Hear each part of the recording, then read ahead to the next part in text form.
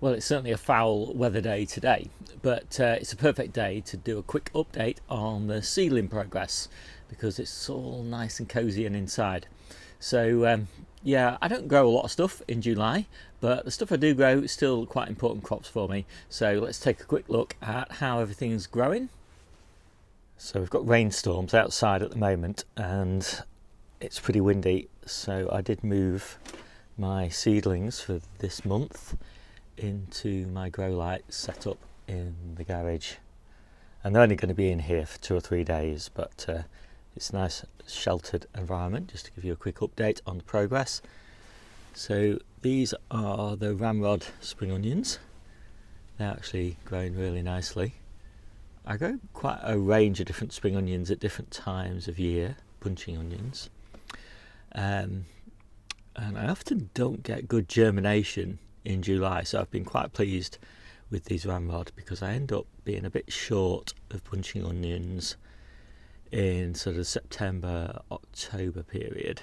So I'm hoping that these will be ready for then. So then I've got some red ball sprouts. It's really late for sprouts, but I'm just going to try and grow these for a leaf crop because they look really beautiful with the red leaves. I've got some really nice ones, mature ones outside. I've got some of this kale, and again this matures really early and seems really prolific and really nice. We grew it last year. Got some marathon. I'm going to have marathon growing now from all through August, September and October and November, so I get a nice successional harvest of calabrese all the way through winter and spring. I've got some red ursa. This is another really nice kale. Reflex, another kale, and Nero de Toscana, basically just a Tuscan kale. So this is the last sowing of kale for me. I won't do any more because it won't really come to maturity sown any later than this. I've got my lettuces, canasta, my favourite summer lettuce, Grenoble Red and Trento, with a bit of Lollo, a nice frilly one, and some Novara, and this is a new one on me.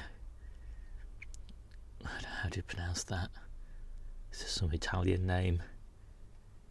Cuca or something, I don't know. Hopeless at pronouncing these. I'll just give you an idea of what these look like actually, just outside, because I've got a similar mix of these growing outside right now, and they look really lovely.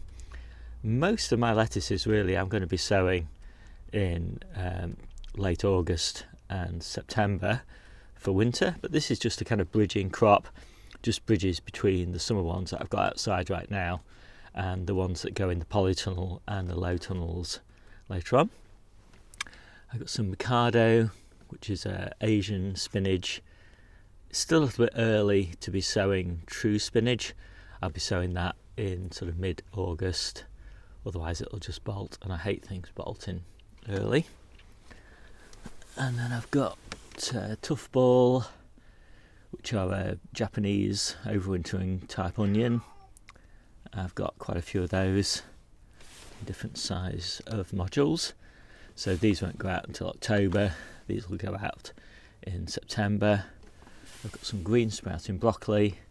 I will thin those down to one module, one seed per module. And then I've got the last my little cat's just come in, the last of my purple sprouting broccoli. So this is going to get planted. Who said?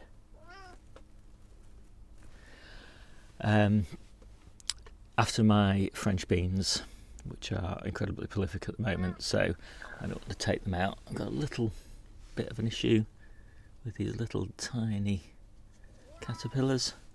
They're fairly easy to spot and deal with, and the plants soon grow new leaves to replace any that get damaged. So Yeah, I've got a lot of purple sprouting broccoli in the ground at the moment as well. So yeah, as I say, this is just my second batch. I like to have a bit of a succession going as well, because otherwise your purple sprouting broccoli, it just all comes at the same time. So there's a mix of varieties and a mix of planting dates. So I've got early purple, summer purple and claret. As I said, three different planting dates I think as well, just separated by 2 or 3 weeks. And I've also got a lot of kales that I've planted out, and some more Brussels sprouts for leaves. Sid doesn't want to be out. He wants to be inside, don't you? So I should probably clarify why I've got so much late kale, when most people are probably sowing their kale in March, including me. Well, it basically comes down to 3 reasons. The first is we don't need that much kale in summer. So if we sowed it all back in March, we'd end up with like vast quantities of kale all the way through summer, which would all basically being composted. Second reason is just space, is that I don't want kale taking up space in my main beds during summer, when I've got a lot of summer crops in there. And the third reason is that when I really want my kale is over winter and into spring, and as late into spring as I can get it, so that I get a nice continuity of harvest all the way through spring and into summer. And I find that the later you plant your kale, up to beginning of July, the longer it lasts into spring.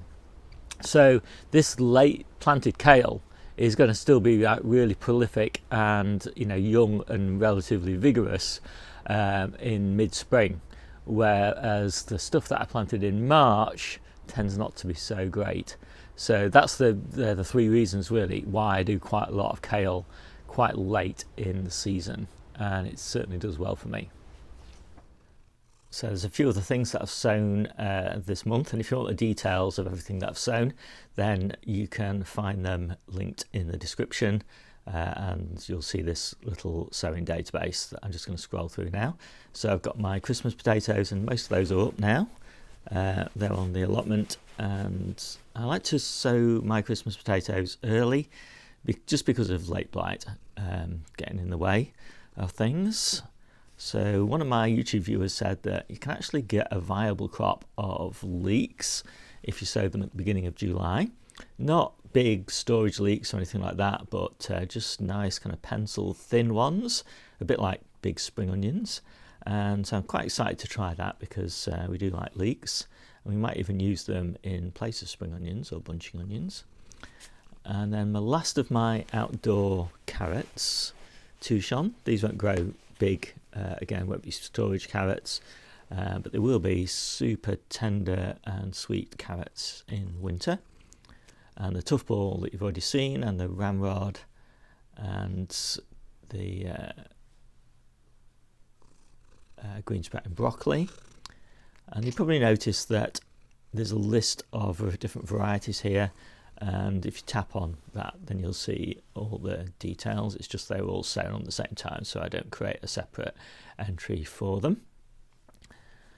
And same with lettuces, again just tap on here and you'll see all the individual varieties that are sown. In fact, you can actually tap on each variety and you get all the details about that variety, the seed packets and all of that sort of thing.